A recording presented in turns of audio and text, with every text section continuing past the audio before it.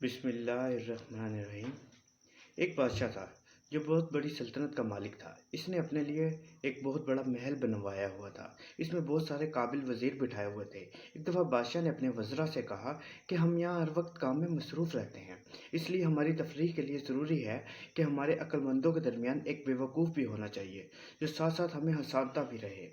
سارے وزیروں نے بادشاہ کے بات کی تائید کی۔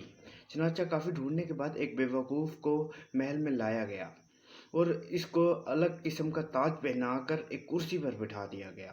اب بادشاہ روزانہ اس سے کچھ سوال کرتا اور بیوقوف اس سوال کے عجیب و غریب جواب دیتا، جسے سن کر وہاں موجود سب لوگ ہنسنے لگ جاتے۔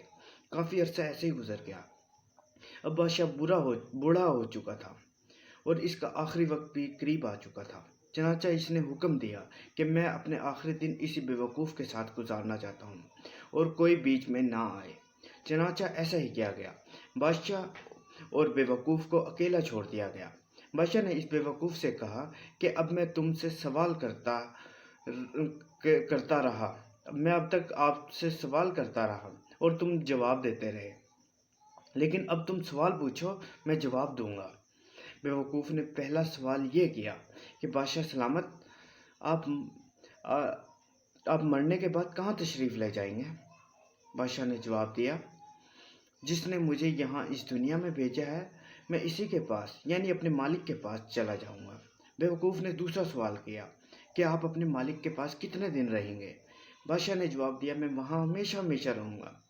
پھر بیوقوف نے تیسرا سوال پوچھا، اگر آپ وہاں ہمیشہ کے لیے رہو گے تو پھر آپ نے اپنی رہائش اور کھانے پینے کے لیے اچھا سا انتظام بھی کیا ہوگا۔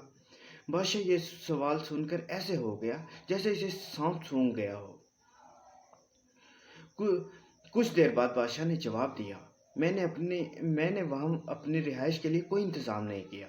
یہ سن کر بیوقوف نے اپنے سر سے وہ خاص قسم کا تاج اتار کر بادشاہ کو پہنایا اور کہا کہ اس تاج کا اصل حقدار میں نہیں بلکہ آپ ہیں، کیونکہ جہاں آپ صرف کچھ وقت کے لیے آئے تھے وہاں تو آپ نے اپنے لیے اتنا بڑا محل اور عالیشان کپڑے کھانے بنوائے تھے، لیکن جہاں آپ نے ہمیشہ کے لیے جانا تھا وہاں کی آپ کی تیاری بھی نہیں کی۔ تو دوستو، یہ ہے زندگی۔ آخر میں اللہ تعالیٰ سے دعا یہ ہے کہ اللہ تعالیٰ ہمیں سمجھنے اور عمل کرنے کی توفیق عطا فرمائے۔ اگر یہ ویڈیو پسند آئے تو لائک کریں اور سبسکرائب کریں اور ویڈیو کو شیئر کریں۔